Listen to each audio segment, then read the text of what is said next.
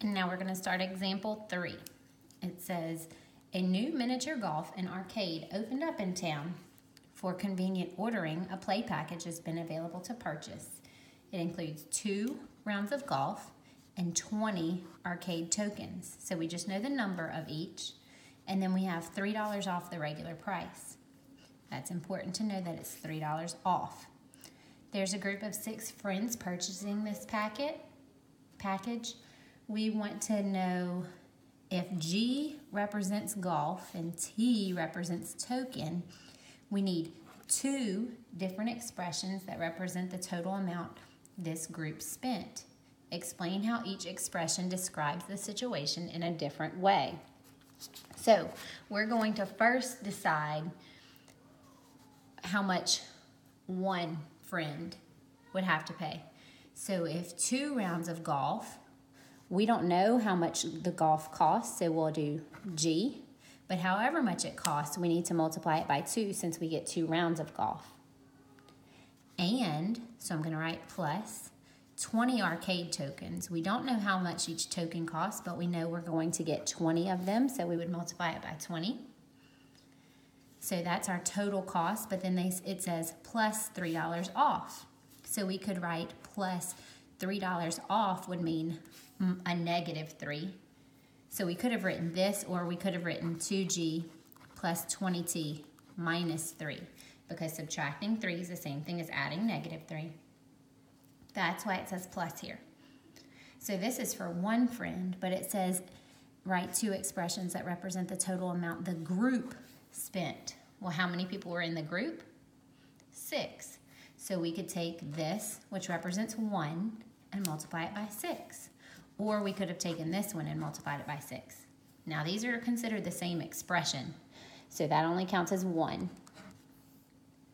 So each person will pay for 2 rounds of golf and 20 tokens, and it will be discounted $3.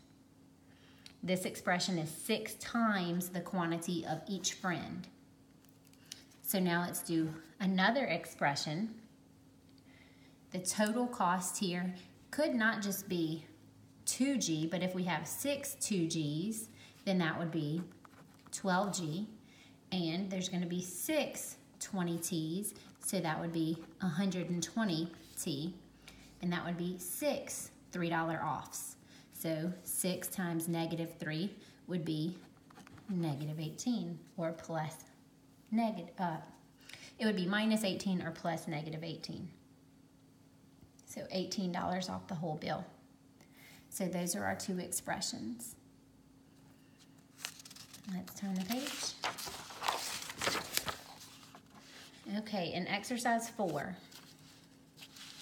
In exercise 4, we're looking at opposites. We're looking at how distributive property, and that's what we just did here. All we did was the 6 times the 2G. Whoops. And we did the 6 times 20T and 6 times -3, and that's how we got these terms of that expression. Whoops, we're almost finished. It says exercise 4. Let's look at opposites and the distributive property to write an equivalent expression. So it says, what is the opposite of -6v plus 1? So think about what makes something the opposite. It has to be the additive inverse of it. So the opposite of a positive expression would be the negative expression. So that's how to write it. But what does that mean? Using the distributive property, let's write an equivalent expression. So if this was our expression, then what number is out here? What is negative? That's a -1. And you might want to write that on your page so that you don't forget about that. -1 times -6v. A negative times a negative is a positive. And a -1 times +1 is -1. So just taking the opposites, just like we can take the opposite of a number, we can take the opposite of an expression. Example 5. It says rewrite 5a minus a minus 3b in standard form, applying the rules for subtracting in example 2. So the first thing that we're going to want to do, let's write our expression. To subtract here is the same thing as adding the opposite. So I'm going to write 5a, not 5a minus a minus 3b, but 5a plus negative a minus 3b. I put subtraction as adding the inverse.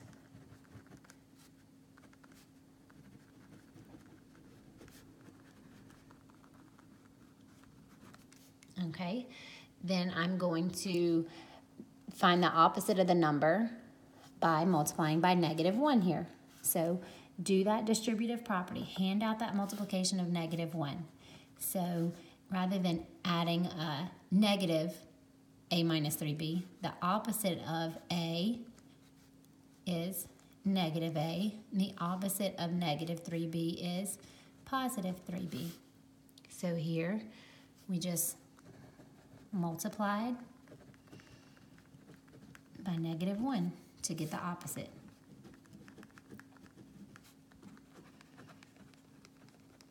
I'm just explaining, justifying each step.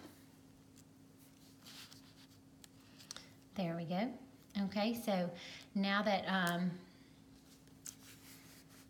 we have used the distributive property,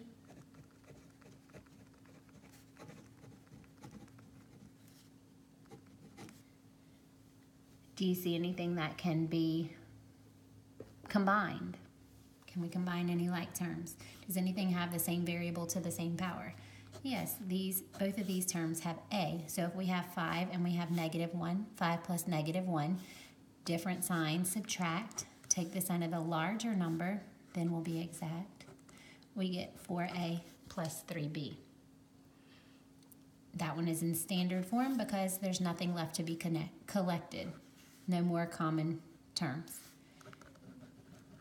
So there's our standard form. Okay, I encourage you to do these next two by yourself, or you can whisper with your partner next to you if they're on the same part. Expand each expression and collect the terms while applying the rules for subtraction and distributive property. Okay, so let's expand it by applying the distributive property. Remember, you can pause it and do it first. That would be wise to see what you can do before we do this together. So -3 times 2p gives me -6p. Oh, first let's do this because it says, because we just said to do using your knowledge of subtracting. See how that is subtracting 3q?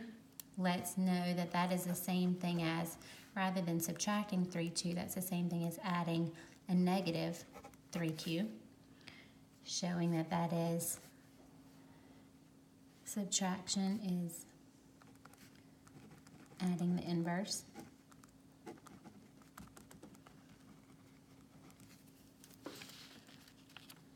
Okay, so now let's do the distributive property. Let's hand out the -3 to the 2p. We get -6p, and -3 times -3q gives us positive 9q. And that's our expression in standard form. We have no terms to collect because neither one of these, or combine, because neither one of those have the same variable. So now if we try -a minus b, that's really, we want to apply our subtraction property first. So -a minus b is the same thing as -a plus the opposite of this. And we write that by the opposite, that negative sign in front. Multiplying by a -1 takes the opposite of the numbers inside the parentheses. So now we're going to use the distributive property. And let's hand out this. What is this number in front? When you don't see it, it has that 1. So that's a -1. Hand that out to A. Hand out that -1 to -b. Remember, that has a coefficient in front of those as well. That's that 1.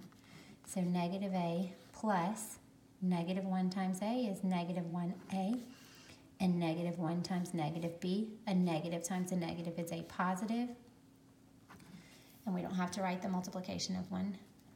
Do you see anything that could be collected, combined, anything alike? Yeah, both of these have an A. So if I have a negative 1 and a negative 1, together I have negative 2A. Bring down your plus B. So here we did subtraction, was adding the inverse. We used our distributive property here.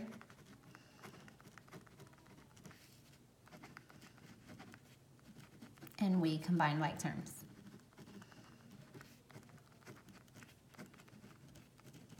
And here it is in standard form.